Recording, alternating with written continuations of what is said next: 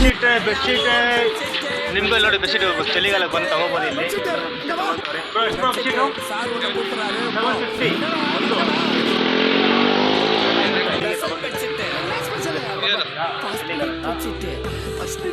ಒಂದೆರಡು ಅಲ್ಲಿ ಆ ಕಡೆ